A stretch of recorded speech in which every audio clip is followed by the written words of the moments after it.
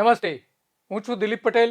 સત્તાને સવાલમાં આજે bullet train અંગેનો આજે જે ત્રીજો એપિસોડ છે એમાં કેટલાક સવાલો સરકાર સામેના સવાલો છે, જાપાનની કંપની સામેના છે, જાપાનની જે ફાઇનાન્સ કંપની છે એની સામેના કેટલાક સવાલો છે, જાપાન સરકાર સામેના સવાલો છે અને કેન્દ્ર સરકાર અને ગુજરાત સરકાર સામેના અનેક સવાલો આજે ઊભા થયા છે. આજે નહીં, જ્યારથી બુલેટ ટ્રેન શરૂ થઈ ત્યારથી આ બધા સવાલો છે. સવાલોના કારણે સરકાર ચારે બાજુથી ઘેરાઈ ગઈ હતી અને એના કારણે 4 વર્ષ જેટલો વિલંબ જમીન સંપાદનમાં થયો છે ખેડૂતોના વિરોધના કારણે.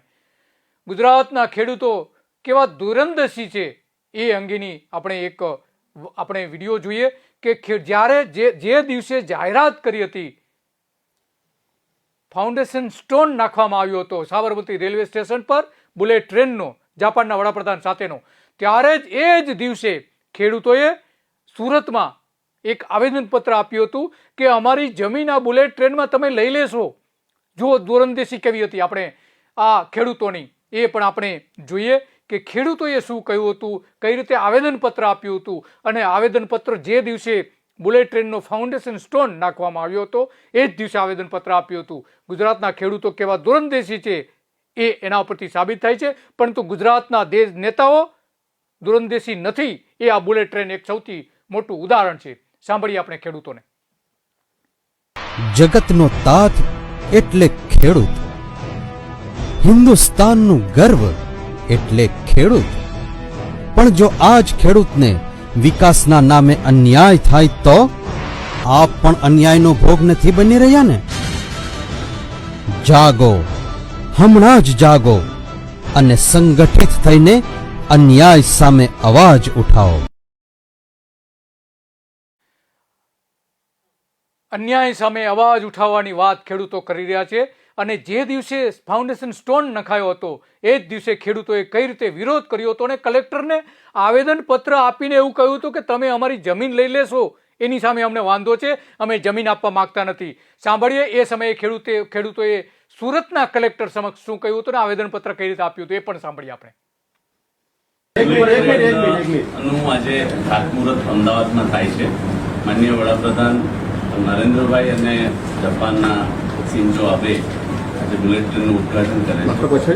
અમારી વાત એવી છે કે આ બુલેટ ટ્રેનની જરૂરિયાત નથી, ક્યાંથી પસાર થવાની છે, કઈ રીતનું છે અત્યાર સુધી કોઈ માહિતી નથી. મુંબઈની અંદર જ્યાં સ્ટેશન બનાવવાનું છે એ જમીન હજી સુધી સંપાદન થયેલી નથી કે એની કોઈ ક્લેરિટી નથી.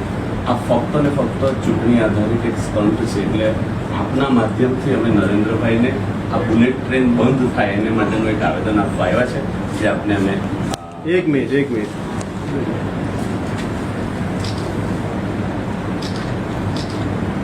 મોડી વેદના પહોંચા.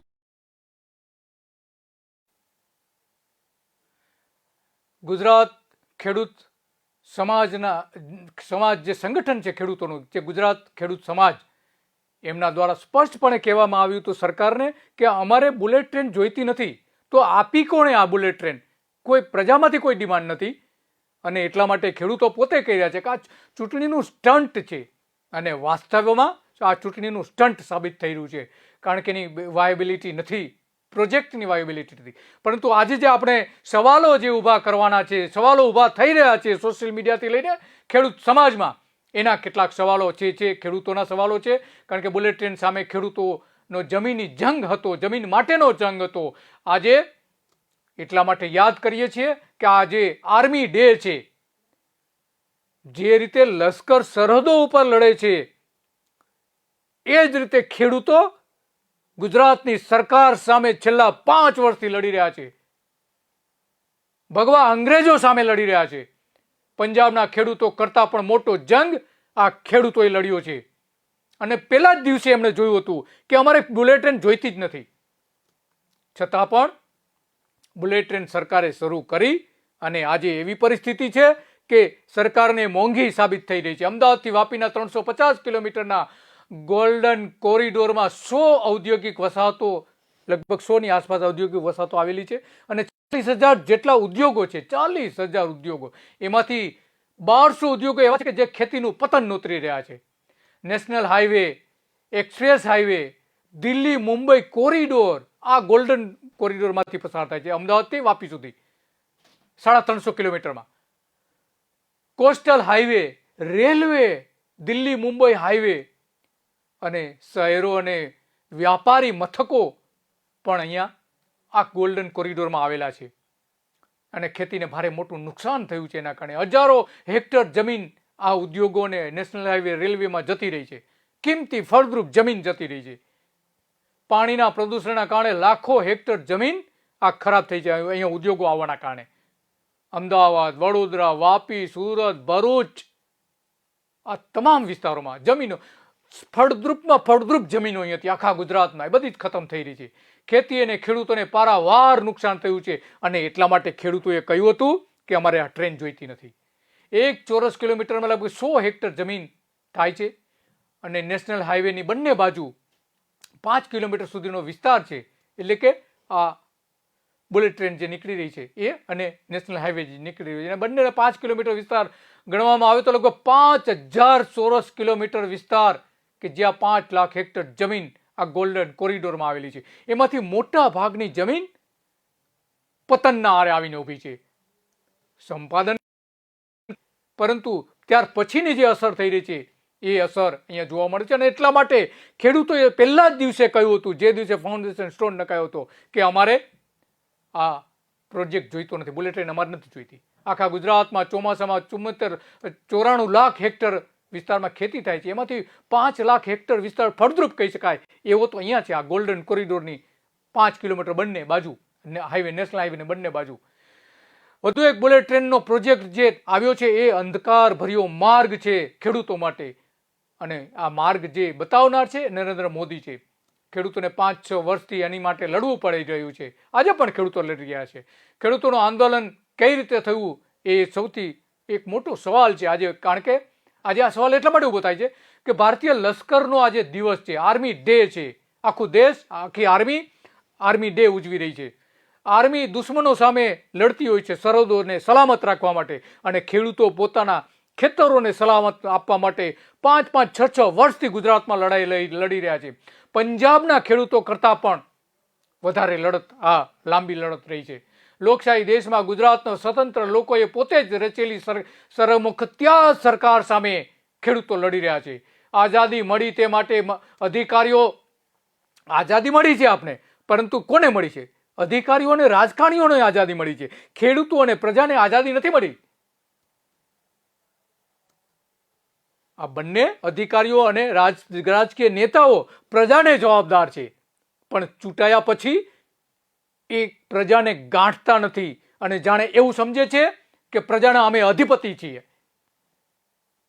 ગુજરાત માટે બે જવાબદાર બની ગયા છે અધિકારીઓ અને રાજકારણીઓ. તેથી ગુજરાતમાં દર વર્ષે 900 જેટલા નાના મોટા આંદોલનો કે દેખાવો ખેડૂતોએ કરવા પડે છે. આજ સુધીનો ઇતિહાસ રહ્યો છે. ઓછામાં ઓછા 900 નાના આંદોલનો, નાના મોટા આંદોલનો ખેડૂતોએ ગુજરાતમાં કરવા પડે છે. અને એમાં સૌથી મોટું અત્યાર સુધીનું ગુજરાતમાં સૌથી મોટું જો આંદોલન હોય તો બુલેટ ટ્રેન સામેનું આંદોલન છે. અને એ આંદોલન સરમુખત્યાર સરકાર સામે છે, સરમુખત્યાર રૂપાણી સામે રહ્યું છે, સરમુખત્યાર મોદી સામે રહ્યું છે. અને હવે ભૂપેન્દ્ર પટેલની સરકાર આવી છે, એની સામે લડવું પડે છે. બુલેટ ટ્રેન સામેનું આંદોલન જે પંજાબના ખેડૂતો 1 વર્ષ સુધી લડ્યા હતા, એ આંદોલનને ટક્કર આપે એવું આંદોલન 2017થી ચાલી રહ્યું છે. જે દિવસે બુલેટ ટ્રેન શરૂ કરવાનું ફાઉન્ડેશન સાબરમતી રેલવે સ્ટેશનથી નાખવામાં આવ્યો ત્યારથી એ ચાલુ છે. 5000 ખેડૂતોએ આંદોલન કર્યું છે. તેમાં ભાજપ સરકારે કેટલાક ખેડૂતોના નેતાઓને ફોડી નાખવાનો પ્રયત્ન કર્યો છે અને કેટલાને ફોડી નાખવામાં સફળ પણ થયા છે. બુલેટ ટ્રેનના પ્રોજેક્ટ માટે ગુજરાતના ખેડૂતોએ 2017થી 2022 સુધીના 5-6 વર્ષ સુધીનું આ આંદોલન લડ્યું છે. પેલા 200 કરોડ આપવા માટે સરકાર સહમત થઈ હતી ખેડૂતોને વળતર આપવા માટે, માત્ર 200 કરોડ રૂપિયા. પણ ખેડૂતોએ લડત આપી અને એ લડતના પરિણામે 7000 કરોડ રૂપિયા ખેડૂતોને આપવા પડ્યા છે વળતર રૂપિયા. સરકારે 200 કરોડ આપવા માંગતી હતી. મહેસૂલ મંત્રીનું નિવેદન હતું, કૌશિક પટેલનું. બુલેટ ટ્રેનના 508 કિલોમીટરના કોરિડોરમાંથી 155 કિલોમીટર લાંબો કોરિડોર મહારાષ્ટ્રમાંથી પસાર થાય છે અને ગુજરાતમાં 348 કિલોમીટર એ બંને બાજુ આ જમીન જઈ રહી છે ખેડૂતને. અને કેટલા બધા ઘરો ખતમ થઈ ગયા છે એના કારણે. 14,000 ઘર તોડી પાડીને વૈભવી ટ્રેન બની રહી છે. 3,892 બાંધકામો દૂર કરીને શ્રીમંતોની ટ્રેન દોડશે. મિલકતો ગુમાવનારા કોઈ શ્રીમંત લોકો નથી. 35% ગરીબ અને આદિવાસી કુટુંબોના ઘર તૂટ્યા છે. હરિયાળી રાખતા 37,000 કુટુંબો સ્વાહા થઈ ગયા છે આ બુલેટ ટ્રેનમાં. ગુજરાતના 348 કિલોમીટર અને દાદરાનગરના 7.4 કિલોમીટર જેટલો વિસ્તાર આમાં આવી જાય છે. ગુજરાતના 298 ગામોમાંથી 1434 હેક્ટર જમીન જતી રહી છે. 96% જતી રહી છે. મહારાષ્ટ્રના 104 ગામોમાંથી 350 હેક્ટર જમીન જઈ છે. એમાંથી મોટાભાગની જોકે એક્વાયર પણ કરી લીધી છે. 196 ગામની જમીન સંપાદન કરવામાં 4 ગણા ભાવો આપવાનું નક્કી થયું હતું. આજે મકાનો તૂટે છે અને ખેતર જાય છે, એને પછી પાછળથી આ ખેડૂતોના લડતના કારણે કરવું પડે. અને શહેરી વિસ્તારમાં 2 ગણા. રાજ્ય સરકાર આ અંગે જાહેરનામું બહાર પાડવાની હતી, પરંતુ વર્ષો સુધી એ જાહેરનામું બહાર ન પડ્યું. એટલે કે નીતિ જ ન બનાવી સરકારે, આ જ સરકારે. કારણ કે ખેડૂતોની જમીન સસ્તામાં પડાવી લેવા માંગતી હતી. એના કારણે 4 વર્ષ સુધી ખેડૂતનો પ્રોજેક્ટ વિલંબમાં મુકાઈ ગયો. 14મી સપ્ટેમ્બર 2017માં ભારતના વડાપ્રધાન નરેન્દ્ર મોદી અને જાપાનીઝ કાઉન્ટર પાર્ટ જે છે શિન્ઝો આબે દ્વારા અમદાવાદમાં ફાઉન્ડેશન સ્ટોન નાખવામાં આવ્યો. ત્યારથી ખેડૂતો સમજી ગયા હતા કે એની જમીન જવાની છે, માતા સમાન જમીન જવાની છે. સમગ્ર પ્રોજેક્ટ માટે જમીન સંપાદન પૂર્ણ કરવાની સમય મર્યાદા ડિસેમ્બર 2018 નક્કી કરવામાં આવી હતી, પરંતુ 2022 આવી ગઈ છે, છતાં નથી થઈ શક્યું પૂરેપૂરું જમીન સંપાદન.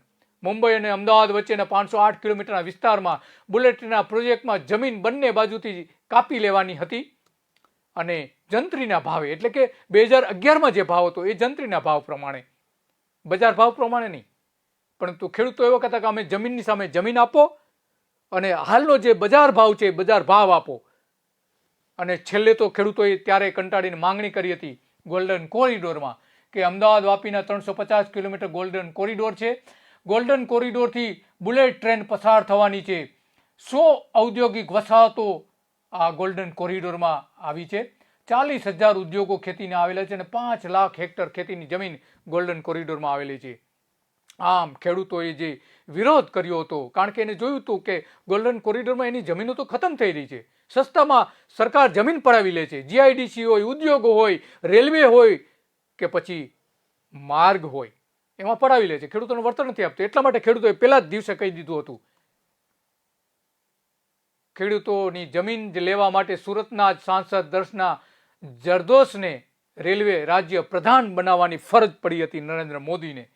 અને ત્યાંથી જ પેલો પ્રોજેક્ટ થોડા કિલોમીટરનો વલસાડથી સુરતનો શરૂ થવાનો છે. બીજી બાજુ CR પાટીલ જે સંસદ સભ્ય છે અને ભારતીય જનતા પાર્ટીના પ્રદેશ પ્રમુખ છે, એને પણ જવાબદારી સોંપવાની ફરજ પડી હતી નરેન્દ્ર મોદીને ખેડૂતોને સમજાવવા માટે. પરંતુ ખેડૂતોએ કહ્યું કે અમને જમીનોના 4 ગણા ભાવ આપો, એ સિવાય કોઈ વાત નહીં કરો. અને સરકારે ઝૂકીને આપવા પડ્યા છે. રાજ્યના મુખ્યમંત્રી ભૂપેન્દ્ર પટેલની સરકારમાં ગુજરાત ઉપરાંત મહારાષ્ટ્રના ખેડૂતોને યોગ્ય વળતર આપવામાં આવ્યું હોવાની છેલ્લે જાહેરાત કરી હતી. થોડા દિવસ પહેલા જાહેરાત કરી.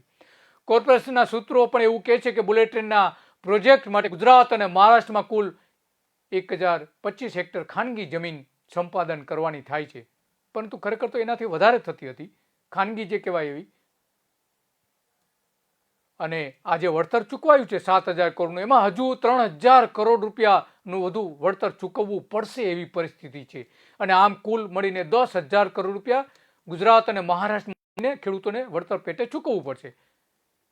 દાદરાનગર હવેલીમાં જ લગભગ 70 કરોડ રૂપિયા ચૂકવવાના થયા છે. પહેલેથી જ મોદી સરકારે જોહુકમી કરી હતી, એના કારણે પ્રોજેક્ટ વિલંબમાં ગયો હતો. ખેડૂતોની જમીન જપ્ત કરવા માટે પોલીસનો અત્યાચાર કર્યો હતો. જાપાનનો ભારતમાં સૌથી મોટો બાંધકામ પ્રોજેક્ટ આ હતો, એ નિષ્ફળ જઈ રહ્યો હતો. એટલા માટે જાપાનમાં પણ આ વિરોધનો વંટોળ ઊભો થયો હતો. સ્વતંત્ર મીડિયા હાઉસે પણ ગુજરાતમાં આવીને એ અંગેના અહેવાલો તૈયાર કર્યા હતા. બુલેટ ટ્રેન પ્રોજેક્ટમાં શા માટે વિઘ્ન ઊભા થઈ રહ્યા છે એ અંગેના અહેવાલો પણ આપવાનું શરૂ કર્યું હતું. ગુજરાતમાં આવીને જાપાનના પત્રકારો આવ્યા હતા.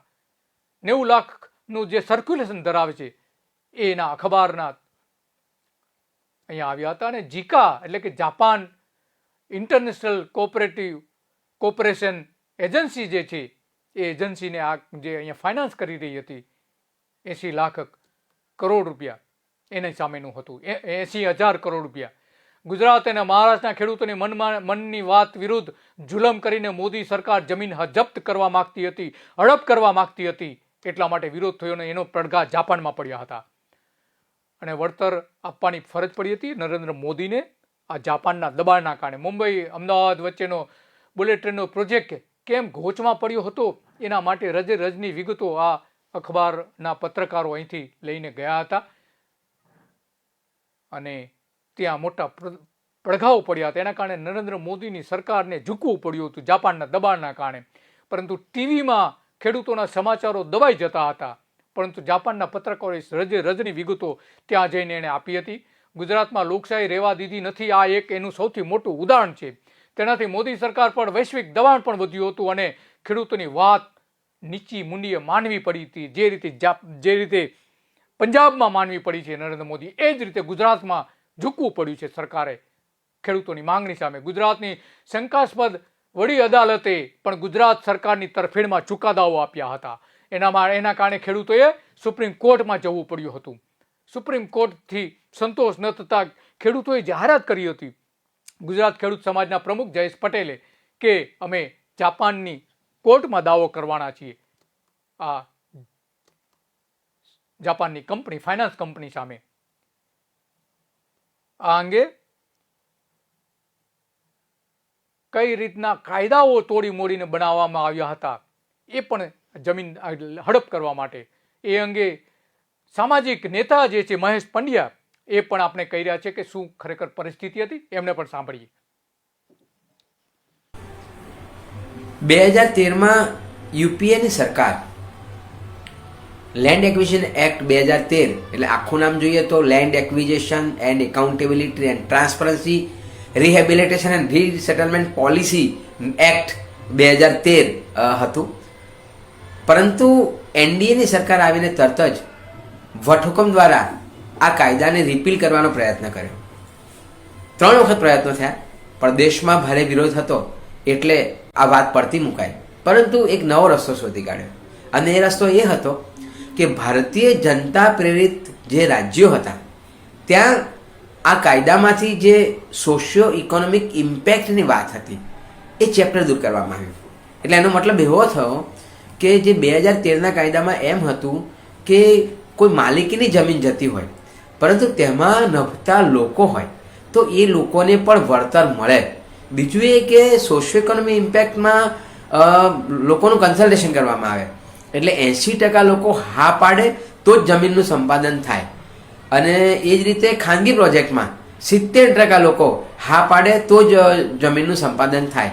આ બંને વસ્તુઓમાંથી દૂર કરી. એટલે બન્યું એવું કે માનો કે એક ખેતર છે માલિકીનું, એમાં 10 મજૂરો નભી રહ્યા છે, તો આનું વળતર જે છે એ માત્ર ખેડૂતને 4 ગણું મળશે. અલબત્ત બુલેટ ટ્રેનના કેસમાં હાઈકોર્ટની દરમિયાનગીરીથી 4 ગણા કરતાં પણ થોડું વધારે વળતર આપવાનું નક્કી થયું છે, પરંતુ જે ખેતમજૂર હતા એ લોકોને કશું જ ના મળે અને નિરાધાર થઈ ગયા.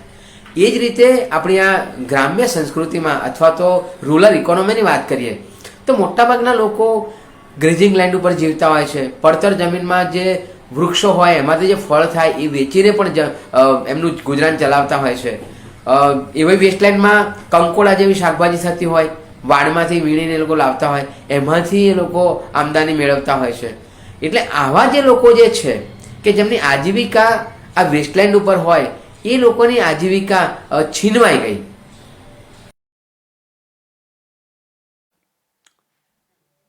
મહેશભાઈ પંડ્યાએ પણ બુલેટ ટ્રેન અંગે ઘણી બધી પર્યાવરણની બાબતોમાં ઘણી બધી લડત આપી હતી. ખેડૂતોના પ્રશ્ને પણ ઘણી બધી રજૂઆતો પણ એમણે કરી હતી. એ જે કહી રહ્યા છે ગંભીર મુદ્દાઓ તરફ ધ્યાન દોરી રહ્યા છે કે અહીંયા સરકારે કાયદો આખો બદલી નાખ્યો ખેડૂતોની જમીન લઈ લેવા માટે.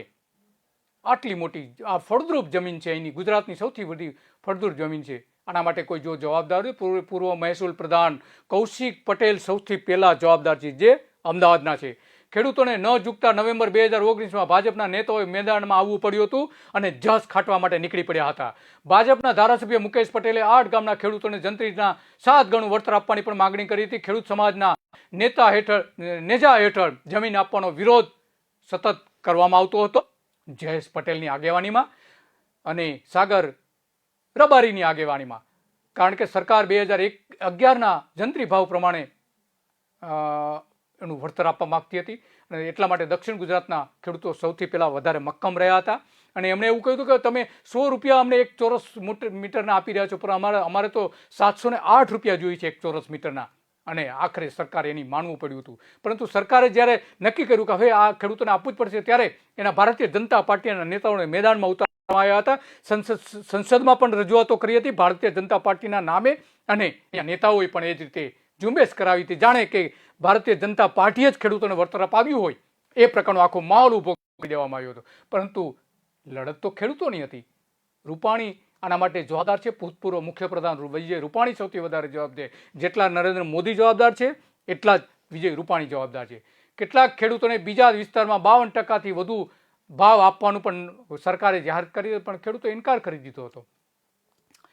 કારણ કે જીકા જે છે, જાપાનની જે કંપની છે, ફાઇનાન્સ કંપની છે, એની સામેનું પણ ખેડૂતોએ કેટલોક આંદોલન અને વિરોધ પણ કર્યો હતો. ભારતીય જનતા પાર્ટીના નેતા CR પાટીલે કઈ રીતે જસ ખાટવાનો પ્રયત્ન કર્યો હતો એ આપણે સાંભળીએ.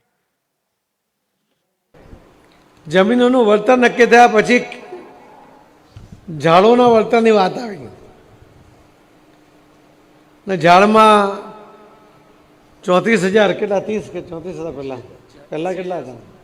પહેલા તો 750 રૂપિયા હતા. 750 રૂપિયા ઝાડના આપવાના હતા. તમને હવે 91 લાખ રૂપિયા જમીનના અને ઝાડના એવું મને લગભગ 1.5 કરોડ રૂપિયાની આજુબાજુ મળવાના. જો આ નહીં થયું હોત તો ફક્ત 22 લાખ રૂપિયા મળતે. તો 22 લાખને બદલે કેટલા ગણા થયા? 5 ગણા, 6 ગણા, 8 ગણા પૈસા મળ્યા. જોઈતો હતો અને એ પણ કોઈ વચેટિયા વગર સીધા જ તમારા ખાતામાં પૈસા આવી જાય. કોઈ તમને એમ કહે ને કે મેં અપાયું તો માનતા નહીં ભાઈ. મેં બધાનું નામ એટલા માટે લીધું કે બધાએ મહેનત કરી. સૌ ધારાસભ્યો જોડાયા, ભારતીય જનતા પાર્ટીના આગેવાનો જોડાયા. અમારા જિજ્ઞેશ તો ખેડૂત જ છે એટલે અમને ખબર નહીં પડતી હતી કે ભાજપમાંથી આવ્યો છે કે ખેડૂતમાંથી આવ્યો છે. ડબલિયો હતો, ડબલિયો. પણ આ ડબલ રોલ પણ પોઝિટિવલી ખેડૂતોના હિતમાં થાય એના માટેનો પ્રયત્ન હતો. આ સૌનો સરવાળો તમારા બધાના જે આગેવાનો હતા, હમણાં જે ભાઈ બોલતા તો નામ ભૂલી ગયું, આશીષભાઈ તો દિલ્હી સુધી આવ્યા હતા.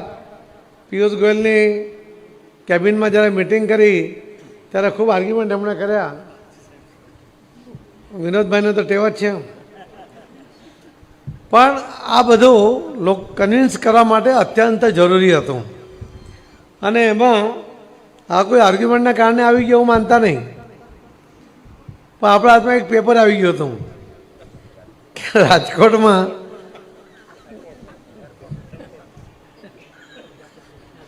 એટલે આપણે એનો ભરપૂર ઉપયોગ કર્યો.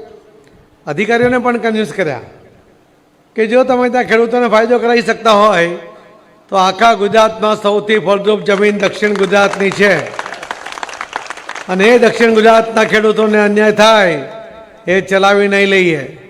જ્યારે મુખ્યમંત્રી કે નાયબ મુખ્યમંત્રી સહિત બધા જ મંત્રીઓ જો કન્વિન્સ હોય, સરકાર એના માટે નિયમ બદલવા માંગતી હોય તો અધિકારીઓ પણ એમાં સપોર્ટ કરવો જોઈએ. અને મને કહેતા આનંદ થાય છે કે CSથી માંડીને SC/ST માંડીને બધા જ અધિકારીઓએ ખૂબ એ પોઝિટિવ રહ્યા અને એના કારણે ખૂબ ઝડપમાં નિર્ણય આવ્યો. નવસારીના કલેક્ટર માટે કેટલાક ખેડૂતોને અણગમો થઈ ગયો હતો. એમને એવું લાગતું હતું કે નેગેટિવ છે, પરંતુ એ કલેક્ટર તરીકે એ નિર્ણય ન લઈ શકે અને જો એ આવો નિર્ણય લે તો કાલે ઉઠીને એમની સામે વગર કારણે ઇન્કવાયરી ઊભી.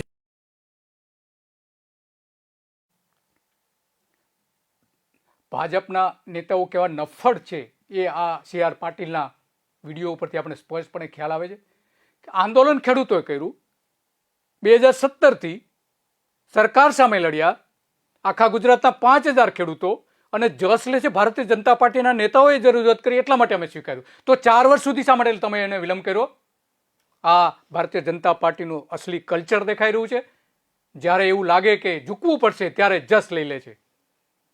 આ CR પાટીલની વાત ઉપરથી આપણે સ્પષ્ટપણે જઈ શકીએ છીએ.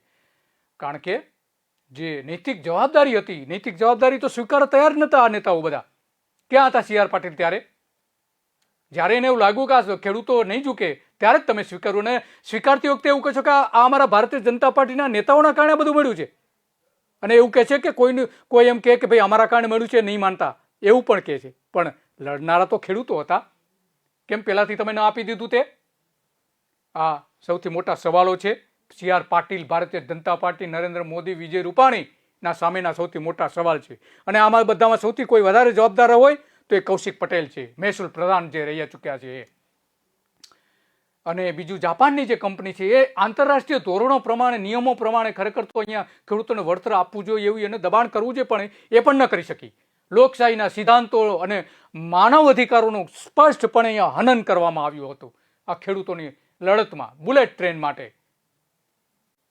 અને વળતર જે આપવાની વાત હતી ત્યારે વળતર કેટલું આપવામાં આવતું હતું? માત્ર 100 રૂપિયા. અને નીતિ તો નક્કી જ નથી કરી સરકારે, નીતિ નક્કી કરી અને બીજું કાયદાઓ બદલી કાઢ્યા.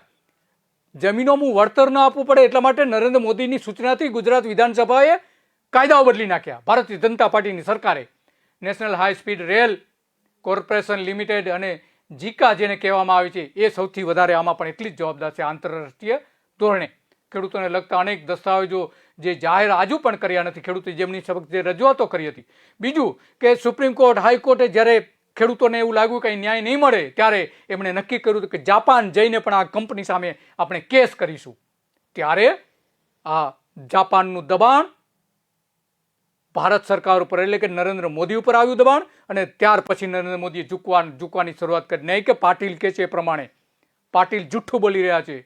બુલેટ ટ્રેન પ્રોજેક્ટ ક્ષેત્ર અને અસરગ્રસ્ત લોકોના કામ કરતી અન્ય સંસ્થાઓ સાથે પર્યાવરણ અને સામાજિક અસરોના પરિણામોની જે સમીક્ષા થવી જોઈએ, એના અહેવાલો જાહેર થવા જોઈએ, એક પણ આ સરકારે જાહેર નથી કર્યા. એક પણ રૂપાણી સરકારે, ભારતીય જનતા પાર્ટીની સરકારે ખેડૂતોને ખેદાન મેદાન કરવા માટેના આ ઉપયોગ કર્યો હતો. બુલેટ ટ્રેન ખરેખર બુલેટ બની ગઈ હતી. બુલેટના જોરે આ બધું જ કરવામાં આવતું હતું. 10 જૂન 2019ના રોજ એક પત્ર national high speed rail corporation લિમિટેડના મેનેજિંગ ડિરેક્ટરને મોકલ્યો હતો. ખેડૂતોએ આજ સુધી એનો જવાબ કેમ નથી આપ્યો તમે? બુલેટ ટ્રેન માટે ખેડૂતોએ કરેલી રજૂઆતનો અહેવાલ જાપાનને જાહેર કરવાનો હતો, પણ જાપાનને એ અહેવાલ જાહેર કરવા દીધો નથી. કેમ? શાના માટે?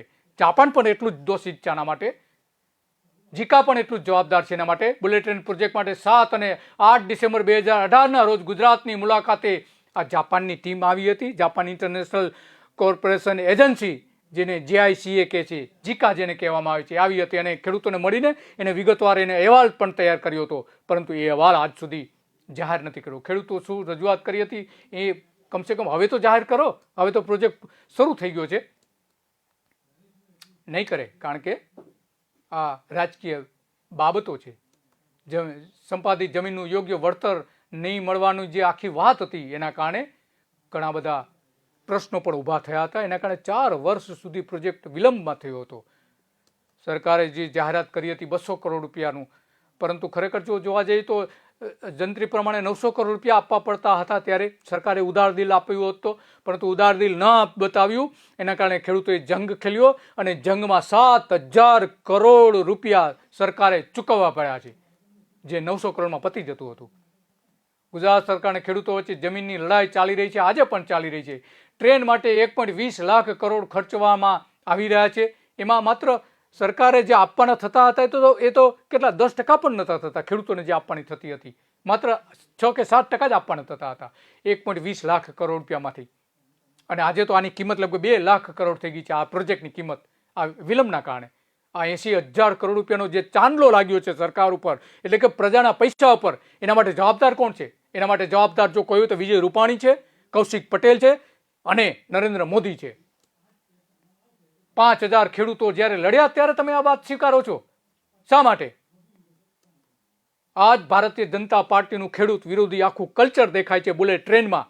અને ખેડૂતોએ આ જે લડત લડી હતી, પ્રારંભિક લડત લડી હતી, એની આ વિગતો છે. પરંતુ ખેડૂતો પર ખરેખર આ જ નેતાઓએ કેવા અત્યાચારો કર્યા હતા એ હવે પછી આપણે હવે પછીના એપિસોડમાં જોઈશું કે ભારતીય જનતા પાર્ટીએ બુલેટ ટ્રેન માટે કઈ રીતે બુલેટનો ઉપયોગ કર્યો હતો, બંદૂકનો કઈ રીતે ઉપયોગ કર્યો હતો, પોલીસનો કઈ રીતે ઉપયોગ કર્યો હતો, કઈ રીતે ખેડૂતો પર અત્યાચાર કર્યા હતા. એ હવે પછી એના એપિસોડમાં આપણે જોઈશું. નમસ્તે.